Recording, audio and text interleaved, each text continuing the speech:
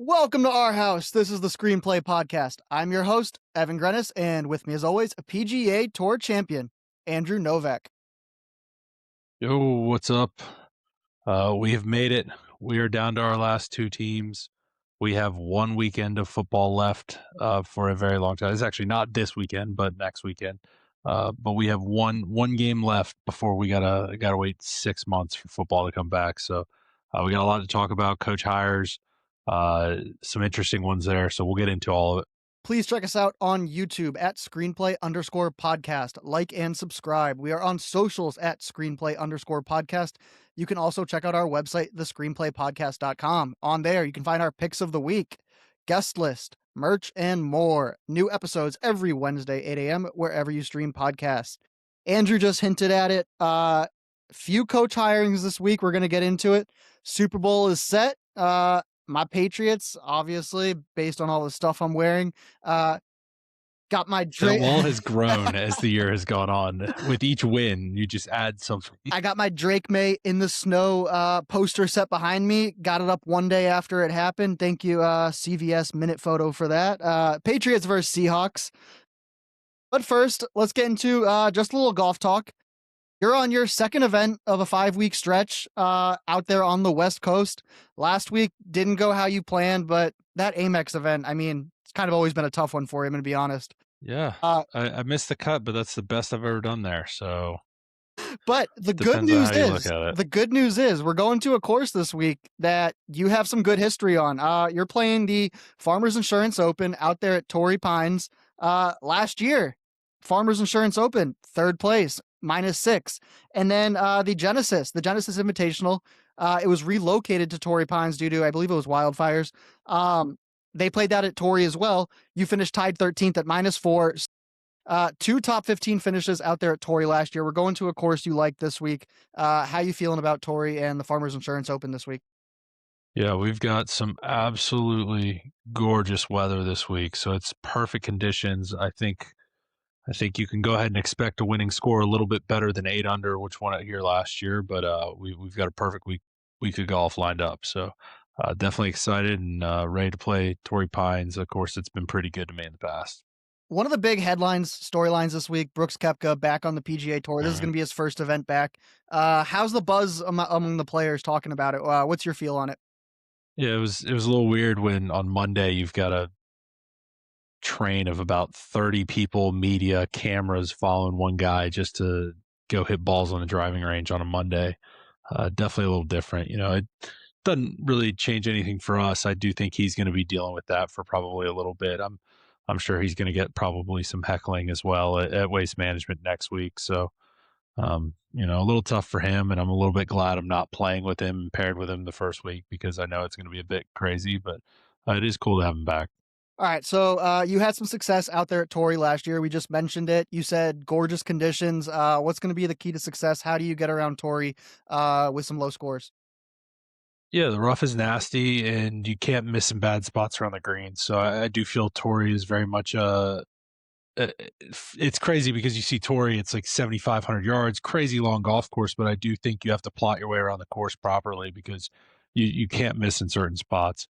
The way the rough is, like there's no recovering it. So you gotta hit it pretty straight. Obviously, fairways are a big premium because the rough is nasty, but you got to know where you're missing as well.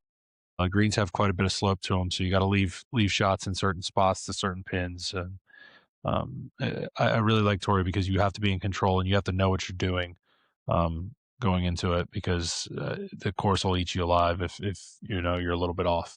I'm looking at tee times. You got 1049 South Course. You're playing with Ryan Gerard and Matt McCarty. I don't know much about Matt McCarty. Ryan Gerard's been playing some good golf.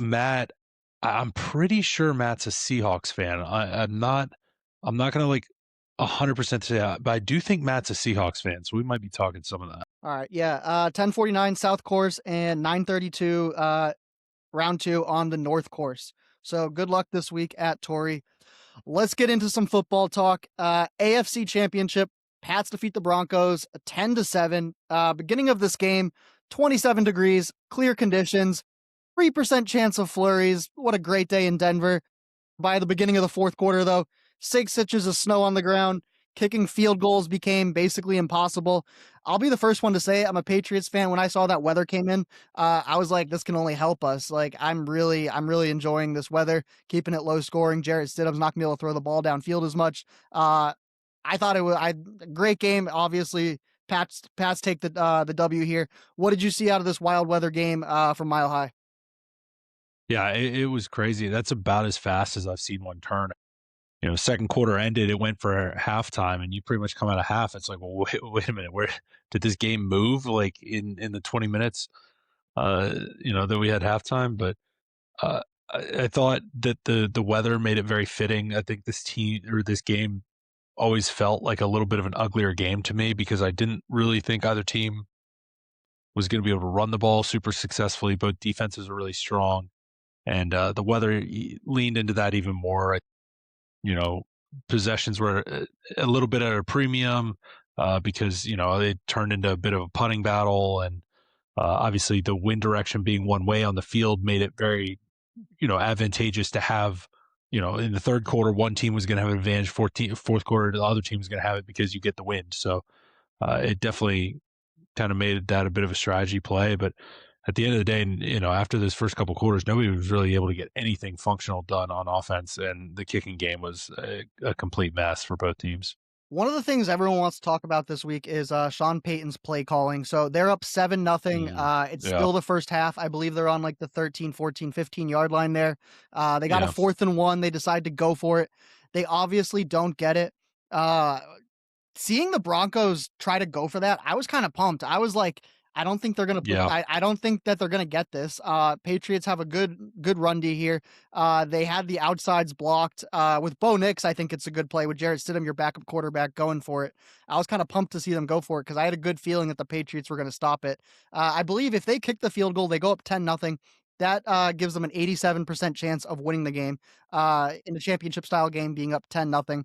I'm not sure if the coaching staff knew that the weather was incoming. They must have had some inclination that it was going to get bad. yeah, But what did you think about the 4th and 1 going for that there early in yeah. the I game? agree, and it was a 4th and 1, but it wasn't. One could be relative. It was on the longer side of a one as well, and I think they should have taken the points. Look, your defense got you this far anyway. I think you ride them so like early in the game. It wasn't even just when the weather came in. From early in the game, that defense was absolutely smothering the Patriots too. I would have trusted that. I would have been like, look, let's get the Patriots on the back foot. Let's get them feeling like they got to make some plays. See if we can't force some more mistakes. I think you got to take the points in that situation because at that point in time, the kicking game wouldn't have been affected either. That field goal was truly, I mean, a chip shot. You're making that field goal, so later in the game, a kick was a complete coin flip anyways. So I get it if it was like later, but at that point early in the game, I think you take the points and just try and keep the momentum going that you already had from early in the game. The thing that I really didn't understand about the play call was that like they were on the 13, 14 yard line. Even if they get that first down there, there's no guarantee that they get a touchdown. I mean, No, they still yeah, have another based on the throw, they were going to have another 10 or 12 yards even to get to the end zone. 4th and 1 on like the 1 or 2 yard line, I think that's a big difference. Like, go for it, try to get the touchdown. But yeah, even if they get it, there's no guarantee that they will get 7 there, get the touchdown, go up 14. Um, Questionable play call there by Sean Payton. I mean, these championship games, like, it comes down to one play here, one play there. So massive decision there. Big stop for the Patriots. Another talking point people have been mentioned all year is how easy this Patriots schedule has been all year. And I'll be the first to say it, like, hmm super easy. It's like one of the easiest since I believe it was like the 19 something. It's been a long time since a team has had that easy of a schedule. But when we look at the playoff run that the Pats have gone through, Chargers, they have the number 5 defense. This is on total defense, yards allowed. Broncos, they have the number 2 defense. Texans, they have the number 1 defense. So Drake May hasn't been playing great. He's not putting up a ton of yards, but in the playoff stretch, they're playing some top defenses here. The Seahawks are another good one coming up. What hmm do you think about the Patriots' easy schedule compared to what they're playing now in the playoffs and what they're showing up Yeah. I with? think I think the stat I saw was the EPA like per play from the Patriots so far in the playoffs has been the equivalent of the Jets for the whole season. for the regular season. So I mean, it's the offense has not been functional, but their defense has been carrying. And I mean, Drake May, if he limits the turnovers at least, and you let your defense do some things, I think you can still win that way. He's made big plays when he's needed to. Obviously, like calling his own number there at the end of the game, like taking the ball himself, saying like, "Hey, I'm gonna do this myself." Like that's what winners do. And yeah, the offense has been a little bit rough, but like you said, the defenses they've been playing have been very, very stout, and the defenses they've been playing have been playing good football coming into those games. So, yeah, I think the Patriots will be well tested for going into the Seahawks defense. Which I mean, I really don't know if you can come up with a tougher defense run that than what they've just played. I mean, they basically have seen the best defenses other than maybe their own over this past stretch. Patriots defense so far through 3 games in the playoffs, 26 points allowed, 8.6 points a game. Quite amazing. They're really holding on to their And defense. Their defense is what's winning them games right now. It's not Drake May. It's not the offense. I will say when Drake May has to run the ball, he's got legs. He's running it well. 65 yards and a rushing touchdown in this game. Mac Hollins was back. I think Mac Hollins is a big deal. He's a great run blocker, blocks really well. He had 2 catches for 51 yards this game. I want to give a shout out. Mac Hollins and Stephon Diggs, former Bills, go to another team in the AFC East with the Patriots. They're now going to a Super Bowl. That's got to feel pretty good for both of them. They're getting to a Super Bowl before Josh Allen did. I don't know if they saw that happening a couple of years ago. Diggs will probably tell you did, but yeah, definitely been a bit of a surprise, but you know, Bills are trying to fix that. So Let's talk about Jared Stidham for a second. He started off this game pretty good. He hit that long pass, got one to Gonzalez. You don't see Gonzalez give up long, deep ones like that very often. He came back with an interception in the second half to seal the game. But Stidham, he had one interception at the end to Gonzalez. He got him back there, and really that one fumble. I mean, the backwards pass gave the Patriots the ball on the 10-yard line. Really gave him a free yeah. 7 points almost. What did you think about Jared Well, Stidham throughout the game? I thought we were going to be talking about a massive ref blunder. The fact that the Patriots didn't get the touchdown there because they ran it in. I mean, there was absolutely a touchdown. The fact that the play was blown dead was a massive, massive error, especially because they waited to blow the whistle until it was recovered. At that point, it's not like you're running 80 yards down the field. Let the guy run 10 yards into the end zone and then blow the whistle. Like, you're not changing anything here. That was a massive, massive ref error. Now, it didn't end up mattering. Drake May was able to punch the ball in the end zone, but we could be talking a very different game if the Patriots end up having to kick a field goal there, and all of a sudden score was 7-6 going into that second half, and things get a little bit weird. But I don't even. Oh yeah, the decision to even try and throw that. Yeah, Stidham. I mean, it's a backup quarterback trying to make a play when he probably shouldn't have. And I think early in the game he did some good things, but overall it just he looked overmatched against a very stout Patriots defense. Yeah, another game where turnovers won this game. Mhm. Broncos 2 turnovers, Patriots none. Ball security is key in the playoffs. Let's get to the NFC Yeah. Championship. Seahawks, they defeat the Rams 31-27. Rubber match here between 2 NFC West teams. McVay, McDonald, 2 top coaches. Darnold, Stafford, 2 gunslingers. In the regular season, Sam Darnold's stats against the Rams: 2 touchdowns, 6 interceptions. Just gave them the ball all season, but not this week. Darnold, in the biggest game of his life, possibly the best game of his life, 346 yards, 3 touchdowns, no picks. He leads the Seahawks to their first Super Bowl since 2015. What did you see out of this NFC Championship? Yeah, shootout. This was a little bit of what I'd seen. I feel like the Rams defense for the last month or so just hasn't quite been up to standard. And, they couldn't get off the field in this game. They couldn't stop Seattle. Maybe they had chances late and they couldn't get Seattle off the field. They couldn't get the ball back to their offense. Yeah, the defense kind of cost them here. I think look, if you're going up against that Seattle defense and you put up 27 points, you got to be feeling pretty good about that. That's all you can ask for from your offense. Stafford played awesome. Puka is just a freak, but the offense kind of did their job here, and the defense just couldn't get it done. Couldn't stop Sam Darnold and Kenneth Walker playing an awesome football game, and this Seattle team is just kind of rolling right now. Yeah, Walker, JSN, they kind of ate up this Rams defense. JSN, 10 catches, 12 targets, 153 yards, 1 touchdown. Walker, he's got some catching ability that I didn't really know about. Yeah, 4 for 4, 49 yeah. yards. Without Charbonnet in there, he was doing just fine. 19 carries, 4 catches. They were working him. He had a great game. I think this game came down to special teams. Rams, their special teams been weak all year. Same thing. They fired their Yeah. special teams coach, and it showed up in this game. I don't know if it was necessarily special teams or if it was one, but Xavier Smith, a muff punt in the second half, gives the ball back to the Seahawks. But it wasn't just that. In the first half, I was rewatching this game. He muffed one in the first half too.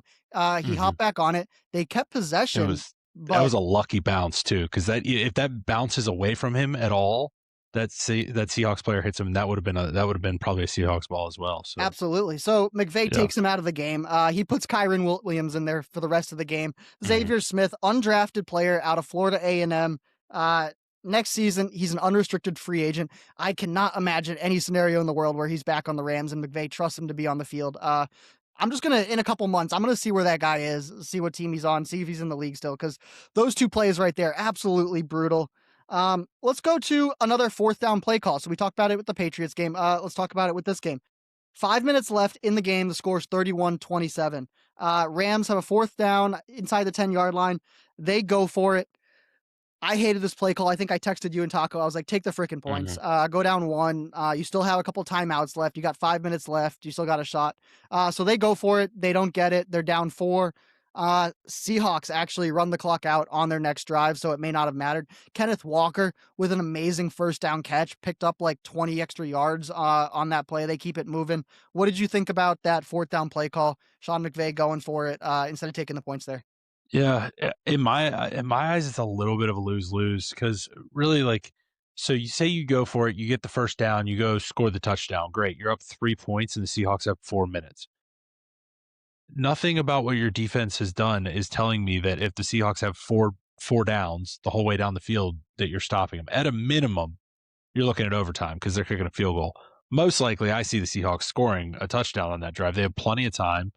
The offense was rolling. Like I think they would have marched down and scored. I mean, even when they're selling out after they stopped them, they're selling out trying to stop the run. They still couldn't really stop Seattle and get the ball back. They were struggling to even stop them then. So I think kicking the field goal made some sense, but at the end of the day, you still would have had to stop them, which they weren't able to do anyway. So I think that the issues with the defense and their ability to stop the Seahawks pretty much kind of limited them. Like I do think the field goal made a bit of sense because it was what 4th and 6 maybe I want to say 4th and 4, or 5 minutes left. okay, yeah. So I mean it's not an unreasonable one to go for, but if I felt better about my defense getting a stop, I think I feel good about kicking the field goal, but I just don't think the defense was really getting much done. Like if you if the Seahawks all they were going to need was a field goal anyway, I just feel like it was kind of inevitable that they were going to be basically getting to that field goal range. Yeah. Let's talk about Sam Darnold for a second. So 2018, he's the number 3 draft pick. He goes to the Jets. Horrible stint with the Jets, as every quarterback that goes to the Jets experiences. 13-25 with the Jets. He then goes to your team, the Panthers. So you saw him play for a hmm little bit. He went 8-10 with the Yeah, Panthers.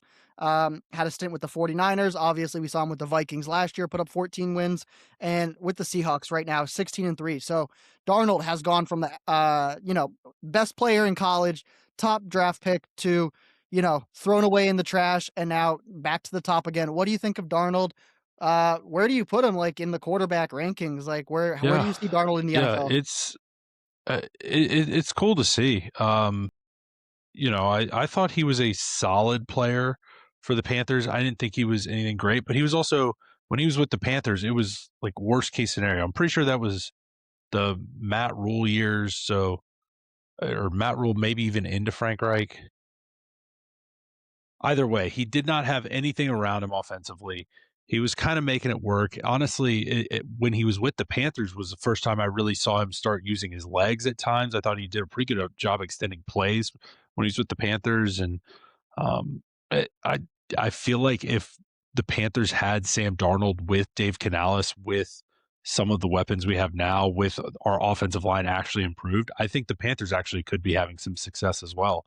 But it just didn't really work out at the time. And of course, it is very funny. Not funny as a Panthers fan, but looking back that we had Baker and Darnold right back to back and couldn't do anything with either of them. That's how bad our franchise, how bad a situation we're in. But I think it is cool, a little story of redemption.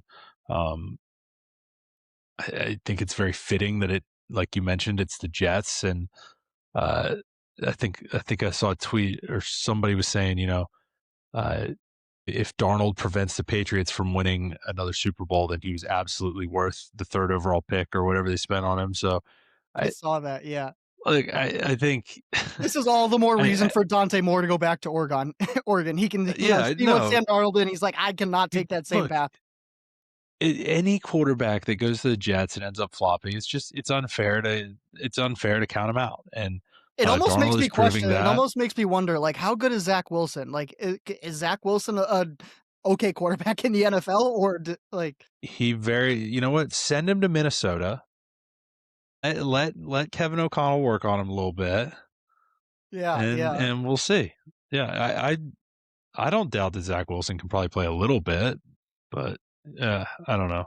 Let's I don't go know if to he's taking another. anybody to the Super Bowl. But Let's go to another Seahawks player that's really popped off this year, JSN. I looked back at our podcast throughout this year. So on October 22nd, we did a segment. yeah, We did the best wide receiver draft in football. Uh, hmm you started with Jamar. I went Justin Jefferson. You went CeeDee Lamb, Amon Ra. It took us to the eighth best wide receiver in football to get JSN. If we did this draft again currently, I don't think there's any chance in hell that JSN falls to 8. Where do you see JSN on this on the top wide receivers in the NFL right now? He's got to be top yeah. 3 minimum. He's undersized, but he's just always open. It's unbelievable. It's incredible. He catches everything. One hand doesn't matter. It's all he needs. He sells his Uh, fakes better than almost any other wide receiver in the NFL, I believe, with the little head fakes to the outside and then Look, cutting it's back not like in. I don't think the Seahawks necessarily have bad wide receivers, but they don't have much else. It's pretty much going to him most of the time, and teams can't stop it. When teams know something's coming and they can't stop it, that to me is like, okay, that guy is a difference maker, because you can't game plan for it. You can't take him out of the game. Like, he's that good, and it's it definitely, he's absolutely in that special category of wide receiver. Um, I think he's proved it this year. It's been cool to kind of see his rise. Uh, I kind of hate it because it's just another Ohio State wide receiver that's making it work, but they really are kind of putting guys out, and Jeremiah Smith could be next in line for that. So, um, yeah, they got something going down there, and they just keep putting out these studs. He's looking like I want to say at worst maybe top 4 fantasy pick for next year, maybe top 5. Like where do you see him in fantasy next year? Jason, yeah, uh, obviously, like, I think losing the OC, or Assuming assuming Clint they Kubiak, lose, yeah. if he leaves, that's definitely a little bit of a knock there. But uh, if they're able to retain the OC, then yeah, I'd be spending top 5 pick. I'd be considering him probably at 3. You got what? I would assume Bijan's Bijan probably going to go Bijan 1, Bijan but Puka yeah, at 1-2. Then what? Jahmyr I Gibbs mean, is probably going to be in there, but yeah. Gibbs, Chase, I don't JSN. I think got I no don't problem if you take yeah, him at yeah. 3. Like, I'm not gonna be like, "What are you doing?" Like, Absolutely. he's proved it. Last player we're going to mention here, Matt Stafford. He's got 1 year left on his deal. He signed a 2-year, $84 million contract last year. So next year hmm he's due with a $48 million cap hit. That's 16% of the Rams cap. I think he's going to win MVP. I think he had a better year than Drake May. older. I think that has something to do with it.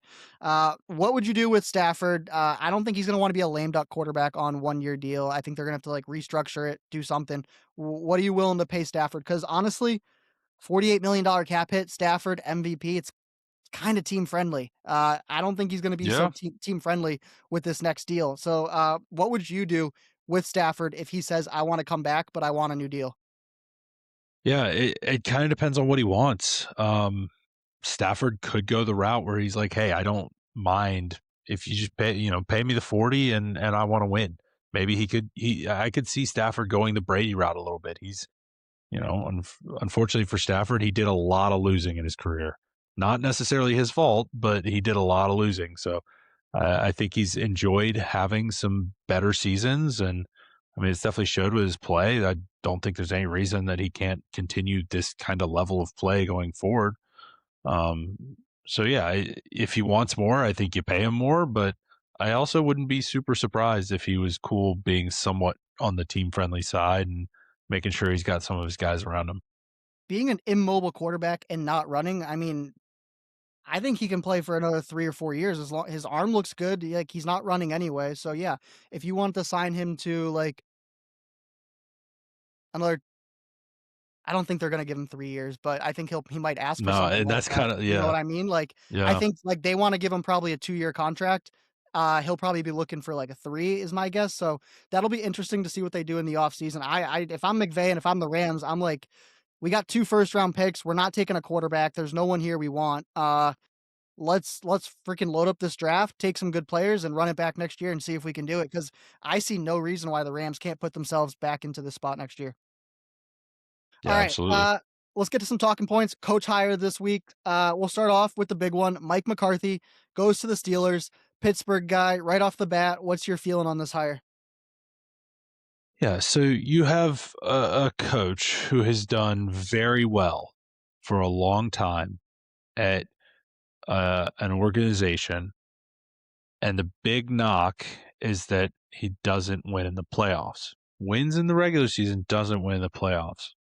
Why do you fire him and then go hire the guy that is literally known for winning in the regular season and has struggled in the playoffs? That's quite literally why he got fired at his last job. It doesn't make a lot of sense to me. I don't hate the hire. I think he is a good coach, but why did you fire one guy when you basically are just kind of replacing him with a similar model of coach? Yeah, I didn't really understand it. it seems to me like the all-time safest play that they could have done. So Mike Tomlin's the defensive mind, wins in the regular season. Mike McCarthy, offensive mind, wins in the regular season. It's the same guy on the other side of the ball. I want to read Mhm. some of these stats off. Mike McCarthy, with the Packers, 135, 82 and 2. It's a 60% win percentage. With the Cowboys, 49 and 35, 58% win percentage. So he wins about 60% of his regular season games. Mike Tomlin, 201, 126 and 2. He wins about 63% of his games. These guys are both 60% regular season win coaches, and they make the playoffs, each of them. Mike Tomlin made the playoffs 68% of the time with the Steelers, and Mike McCarthy makes the playoffs 66% of the time in his careers. You fired one guy on the defensive side. You bring in the same exact thing on the offensive side. I can tell you right now what's going to happen. I can tell you what's going to happen. Nine Uh, and eight. they're going to go 9 and 8. They may or may not sneak in the playoffs, and they're going to lose in the first round. So, to me, the Steelers, it's all about relevancy. It's all about staying staying relevant, I guess. I don't like this hire whatsoever. I can see Mike McCarthy holding this job for 4 or 5 years. Let's say he holds this job for 5 years. He's going to make the playoffs in 3 of those 5 years, which is going to hold that percentage. Maybe he wins a playoff game or 2. Uh, they're right where they were before they fired Mike Tomlin. They got to get a quarterback. That's the first thing I want to say. Mike McCarthy, he has these stats with Aaron Rodgers and Dak Prescott. Two great quarterbacks who can throw the ball. Right now they have what Mason Rudolph and whoever they drafted last year. I don't think those Will guys are going to Howard. Will Howard. Yeah. So Biggest question to me with Mike McCarthy right now is Aaron Rodgers going to stay with the Steelers? He had a press conference today and he said he would like Aaron Rodgers back. So we'll see what happens there. Do you think Aaron Rodgers comes with Mike McCarthy to the Steelers? Well, not comes. He's already there. Do you think he stays with the Pittsburgh Steelers and Mike McCarthy? If I know Aaron Rodgers, that will be dragged out for months, and we won't know for a long time. Uh, Honestly, like it kind of might be good for Pittsburgh just to be horrible next year and at least get a solid quarterback in the draft and let McCarthy work with a young quarterback for a That might bit. be good But for them, but if you hire Mike McCarthy, that's probably not what they're going to that's do. They're not where you're probably, going. Yeah. yeah, they're going 9-8, maybe sneaking the play. I hate the hire. I mean, it's just an all-time Purgatory, man. yeah. Yep. Let's get to another coach, Jesse Minter. He takes the Baltimore Ravens job. In 2024, 2025, he was the defensive coordinator with the Chargers. Before that, he was the defensive coordinator with Michigan. What I didn't know, Jesse Minter, he had a big stint with Baltimore beforehand from 2017 to 2020. He was with the Ravens. He was on the team. He was the defensive assistant, defensive backs assistant, defensive backs coach. So he knows Baltimore. He knows this organization. My biggest question is who is he going to bring in for the offensive coordinator for the Ravens? Mhm. What do you think of this hire? I mean, it kind of goes along That with that's that Brian that's Flores what I hire you have wanted. written in Yeah. right here. Yeah, the OC hire is going to be huge, and it's going to be one of the top landing spots for an OC. If you're an up and comer, like that's where you want to be. You want to go work with Lamar Jackson. You've got a DC at head coach. You're going to have a ton of freedom on that offensive side of the ball, and it's a really good landing spot. So I love the move for Baltimore because it's not going to be hard to find an offensive guy to fill the OC role. This is the kind of guy you bring in, get that defense fixed up, which has really been your issue for the last couple of years, and I think they crushed this hire. I think I did predict this hire. What was it last week? I don't think it was like a huge surprise, but I think it's a very good hire for them. And get some of his guys in there, get playing some proper Ravens defense, and this is a team that could be primed to make some runs for the next few years. I don't think that this offensive coordinator position, well, I don't think this head coaching position is as attractive as people make it out to be. And my one reasoning for that is Lamar's contract. It's terrible. It's so bad. Right now he's signed through 2027, but he's due $74.5 million on the cap hit this year and next year. So that number's not going to work. And word has it on the street that Lamar's not even happy with this contract and he wants more money. So we're talking about how Matt Stafford's making $48 million. Lamar's making $74 million. That's not going to work well with the cap. I think that's like 24 or 26% of your cap. You can't make a team to the Super Bowl with that. I talk about this all the time. About 10% is what you want your quarterback at if you want to fill out your roster nicely. We're seeing it now. Drake May, he's on his rookie contract. Patriots can get some players in there. Sam Darnold, he's on a team friendly deal. I think he's only 5% of the team's cap hit. We're seeing this mold kind of in the NFL now where paying your quarterback 20 plus percent of your cap is not going to work. So I think you can go in there, you can win games, you can put up 10, 11, 12 wins in the regular season. I don't know how this is going to work out in the long run, getting to a Super Bowl with a contract that bad. What do you think about Lamar's contract and how you work around that? Yeah, look, the contract is tough, but at the end of the day, he's a very good football player, and if you're an OC, that's exciting to work with. So I still think building the team could be tough, but you're gonna have to build it through the draft. You're gonna have to build it with some cheaper players, but at the end of the day, you still have one of the best players in the NFL on your team, leading your team. I think that's still a very appealing position to be in. All right, last coaching hire. This one just happened recently. Joe Brady, he takes the head coach position of the Buffalo Bills. Joe Brady, from 2022 until now, he's been the quarterbacks coach and offensive coordinator for the Buffalo Bills. I This one confuses me a little bit because of the press conference that the Bills put out last week. So Terry Pagula, the owner, when he butted in the press conference last week, and he said the staff wanted Keon Coleman not Brandon Beane. Well, I'm thinking, okay, who on the staff would have wanted Keon Coleman? Sean McDermott's a defensive guy, so I'm guessing he probably wasn't pushing for it. And Joe Brady is the offensive coordinator, so he's on the coaching staff. He may have been pushing for it a bit. So I'm a little confused here why Brandon Beane stays. He gets promoted. He didn't pick Keon. I'm guessing Joe Brady had a lot of say in that.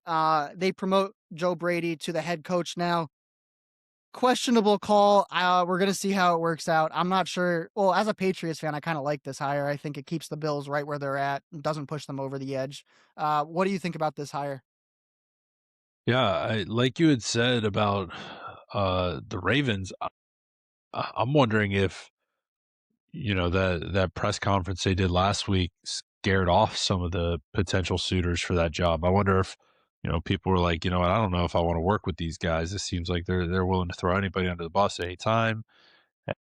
With Joe Brady being there, a little bit of a convenience hire, maybe that inspired that. I do think Joe Brady is a solid coach. I think some of the Bills fans are definitely surprised by the hire. I would not say that all Bills fans were huge fans of Joe Brady as an OC anyway. After this year, I think there's been some, grumbling about some of his play calling and stuff, but he has produced good running attacks, good passing attacks and stuff. And you have Josh Allen, you have James Cook, but at the end of the day, they're going to have to get some good players in there. They're going to have to do that through the draft. They're going to have to get a good DC in there. Joe Brady's going to need a lot of help on that end. So hopefully, I would think the Bills still are considered a top team in the NFL. They should be able to find some pretty good suitors at DC.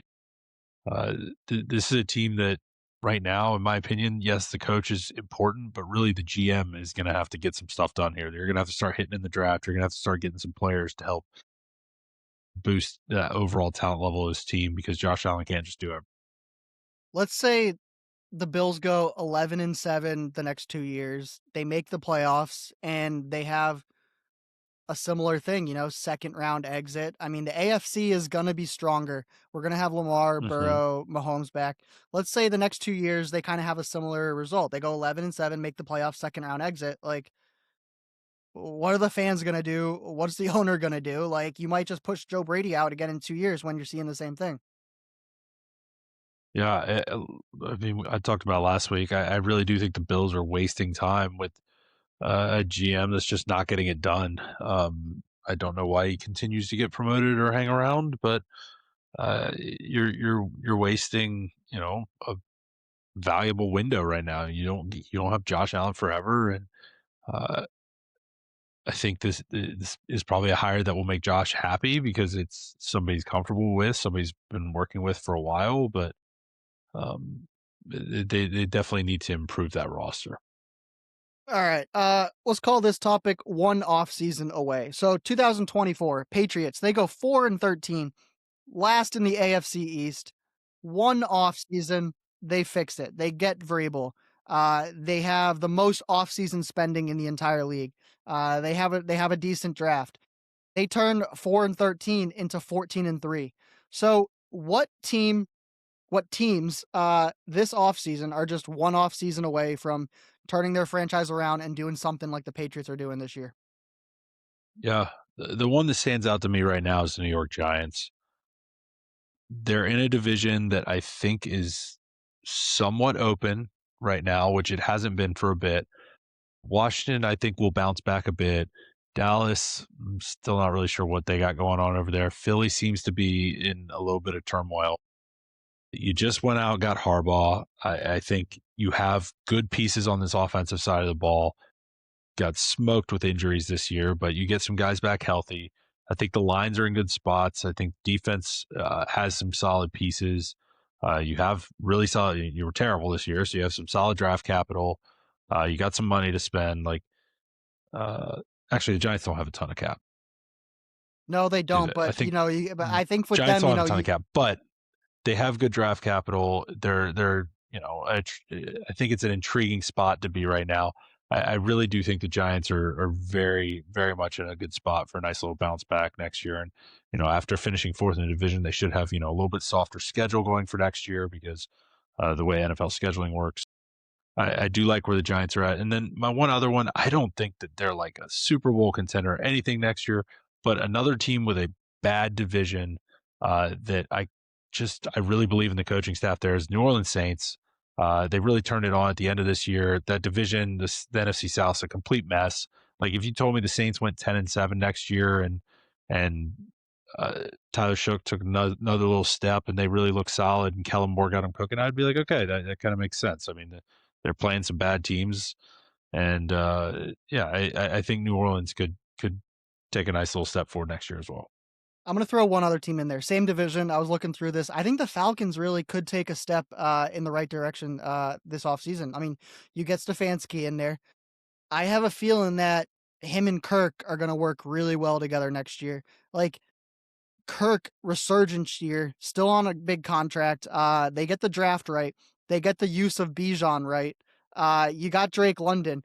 It would not surprise me. I'm not saying this is a Super Bowl team, but it would not surprise me if like the Falcons, same thing, 10-7, got a couple playoff wins, and you're like, oh shoot, we got the right coach in here. We got rid of this crappy GM who interviewed Vrabel, who interviewed Mike McDonald, and decided to go with Raheem Morris. So we got a good GM, a better GM in here. We get the right coach, get the right pieces. It would not surprise me if we're like, oh shoot, Kirk Cousins can still play football. He's still nasty, and we're in the NFC Championship game or something like that. So we're both looking at that division as there are a couple teams that possibly are just one off season away and could pop off next year. All right, let's get to some Super Bowl storylines. Patriots, Seahawks. What Super Bowl storylines catch your eye over the next 2 weeks here? Yeah, one thing people always say is defenses win championships, and right now you're looking at two very good defenses that are playing good football. I think both of these teams are championship caliber teams, the way they're built.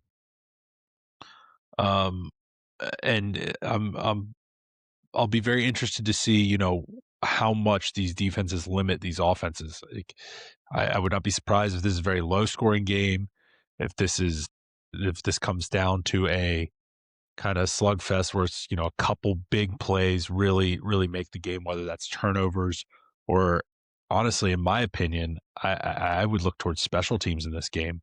You have two teams that have very good returners. You got Marcus Jones for the Patriots. You got Rashid Shaheed for the Seahawks. We have seen, with Kadarius Toney, we have seen punt returns. We have seen big special teams plays make huge swings in the Super Bowl. And I really would not be surprised to see a massive special teams play a major part in this Super Bowl because I think points will be at a bit of a premium. So a big special teams play that swings points one way really could go a long way in this one.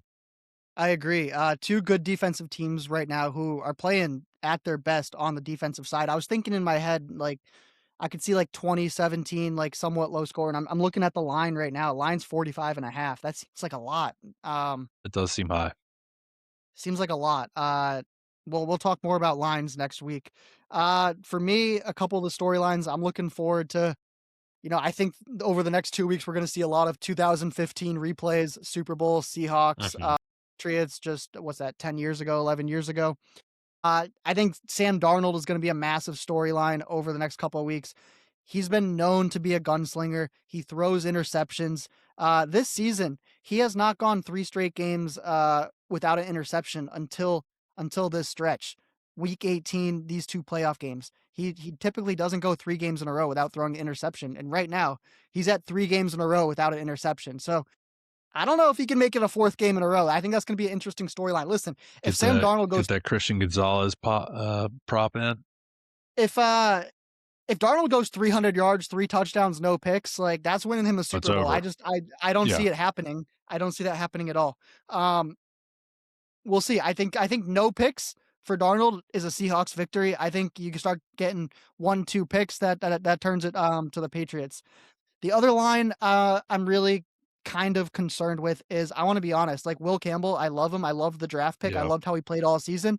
He's looked really bad in the playoffs. I don't know what it is, but like that left tackle side, Drake may be holding on to the ball for a half second too long, but there's about 7 or 8 times a game that like Drake May he drops back to throw it, and like Will Campbell is beat, and like someone's coming at him. We saw it really bad in that Texans game.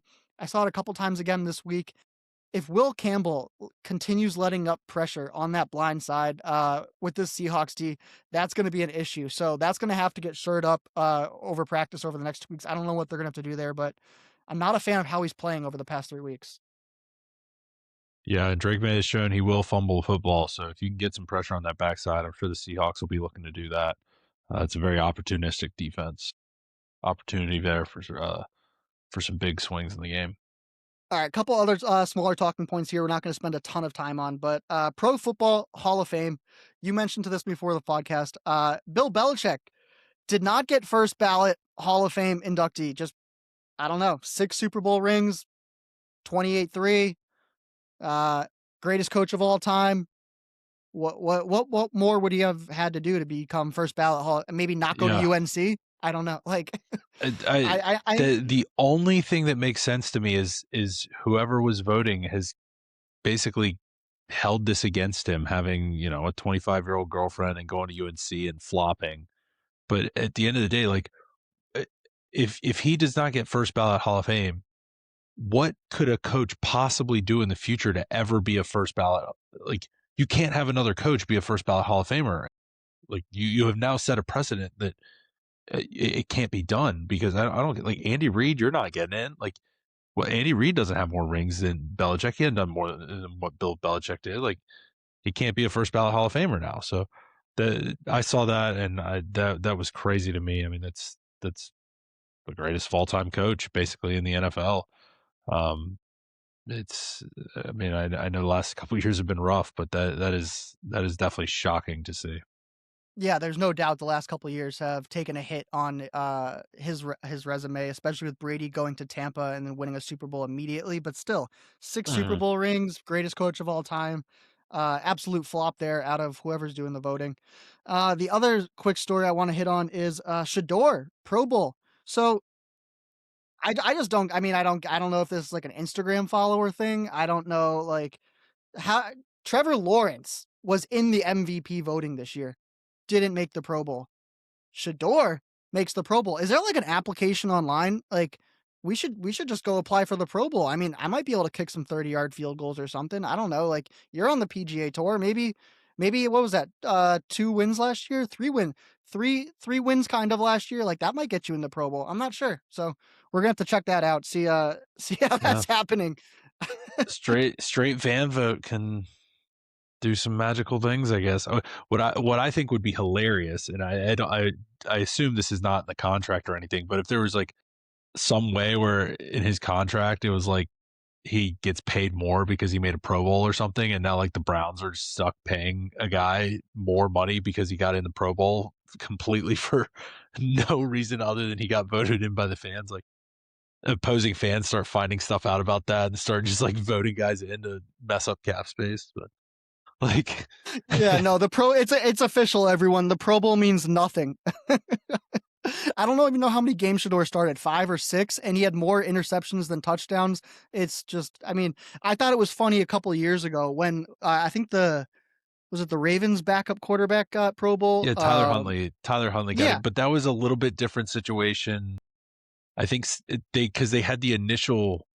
I think they had the initial quarterbacks voted, and somebody got hurt or couldn't go or something, and I think it was like a late fill-in sort of thing. well, it's kind of the same I situation don't with think it Shedeur, was but like come on, this truly the is same, but yeah, this is absolute mockery of the Pro Bowl. So, yeah, Pro Bowl means nothing. All right, let's get to gambling. Last week, I took the Broncos that hit. I took the Rams that missed. You were on the exact opposite sides. You took the Pats and that missed, and you took the Seahawks and that hit. Overall, we are tied on the year, 34 and 28. We are both hitting at about 55% for the year. So it's let's not take a look bad. at the line. It's not bad. Overall, you're close to 57% all time through 3 seasons. So It's pretty okay. pretty good. Yeah. With how I started this year, I am very happy with where I finished up. Yeah. You had a decent second half. I had a good first half. Combined, we're even. Makes sense. Let's look at the lines. I'm seeing Patriots are getting 4.5. Patriots are the home team. Uh, because of the way I guess NFC gets home team last year, AFC gets it this year. Next year it'll be back to NFC. So Patriots are technically the home team. They'll get choice of uniform. It's at San Francisco. Patriots getting 4.5, over under 45.5. We're not going to give our bets out this week, but what are you feeling on this? I want to make a note Yeah, that when Brady's first Super Bowl appearance, he was getting 14 points. No one gave him a chance. Drake May's first Super Bowl, he's getting 4.5 points. So little disrespect, not quite as bad as Brady, but we talked about that line. 45 and a yeah. half seems a bit high. I'm favoring the under at the moment. And as far as the line goes, I'm gonna have to do some digging this week. I'm not sure what I'm I feeling on do the like line the yet. under. I that just immediately that does scream does seem a little high to me, but I would trust both the defenses here in this one. Yeah, so we'll get into our bets next week on the lines. We'll take a look at some player props. Some player props are out, not all of them, so kind of irrelevant to look at the moment. But we'll dive deep into those next week, maybe even some more exotic bets as well. Please get on YouTube at screenplay_podcast, like and subscribe. We are on socials at screenplay_podcast. You can also check out our website, thescreenplaypodcast.com. New episodes every Wednesday, 8 a.m. wherever you stream podcasts. All right, Andrew's out in California this week. Farmers Insurance Open, Torrey Pines. Thursday, he's at 10:49 a.m. and Friday, 9:32 a.m. Check Andrew out there. Any last words? No, one more week. We got media week here, but Super Bowl the next week. Last football game of the year, so we got to enjoy it. All right, appreciate all our listeners, and we will see you guys next week with some bets.